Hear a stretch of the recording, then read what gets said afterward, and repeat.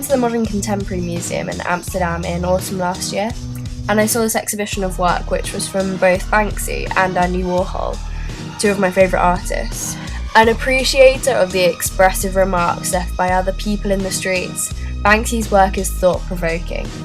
It reflects a cynicism towards the norms of a society run by big powers. Although it is relatively non-permanent and ever-changing with the world, some street art is continually relevant.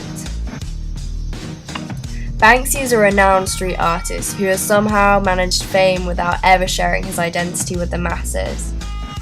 And unlike the common stuff that gets called graffiti that your mate Tom did whilst drunk and resulted in a run-in with the police and a hefty fine, Banksy's work is being preserved and is so sought after that it's been cut out of walls and auctioned to the highest bidder.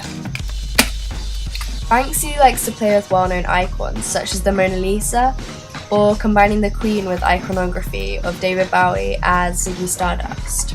The king of wordplay on logos, and combining themes of authority and age with nurture-rhyme characters like Jack and Jill.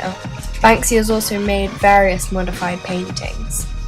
His work revolves around irony and clever, thought-provoking visual representations. The exhibition of his work alongside that of Warhol's was particularly interesting, as you can see Banksy's reactions to Warhol's iconic work. On the left is Warhol's original, and on the right is Banksy's painfully relevant reply. Each of his pieces are standalone genius.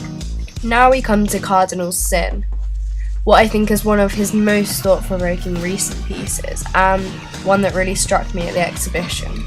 The original bust looks Baroque in style. Certainly the fact that it's a member of the clergy suggests that whoever made the original bust was at least trying to reference that style.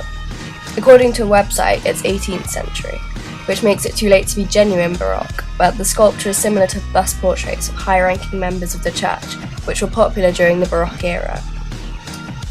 It looks like Banksy has deliberately chosen this type of sculpture, as he knew that people would certainly make associations with the Catholic Church in Rome when seeing it, and this is a direct link to what he was trying to criticise and challenge. Not to forget the cross hanging around the figure's neck, an iconic symbol of Christ's crucifixion. Okay, so far as we know, Banksy didn't make the original sculpture himself, but what he did do was saw off the face of the sculpture and stick on a series of small mosaic bathroom tiles. You might think this didn't involve much skill, but this work is more about the thought process behind it than anything else. He arranged the tiles by placing darker ones where the mouth, nose and eyes would be, to suggest the look of a pixelated face, which is immediately associated with criminal mugshots and antisocial behaviour. The piece is contemporary of 2009 and is a reflection of the times. It is designed as a response to child abuse in the Catholic Church. Banksy actually organised a display of this work with the Walker Art Gallery in Liverpool, where he put the bust alongside 17th century European and predominantly religious art, and hoped that visitors would then look at other works in the gallery and seek the less obvious messages that they convey. He said of the very inclusive gallery, "I love everything about the Walker Gallery, the old masters, the contemporary art, the rude girl in the cafe. And when I found out Mr. Walker built it with beer money, it became my favourite gallery." Stay in Liverpool, the work ended up in Amsterdam, where I encountered it without knowing any of its background. I think that this work, as a reaction to cases in the church, is very poignant because it is socially accepted that the church is a place of safety. Yet some of these trustworthy people are committing child abuse in their numbers. Although this work is focused on the church, sadly, lies and corruption are present throughout mankind. And I think that Banksy does a good job of commenting on a variety of real-life issues in a down-to-earth and clever way, which is why I think he has become so popular. Because without knowing much about him, he is widely appreciated as someone real people can relate to, and at the same time, he often makes a witty joke or two.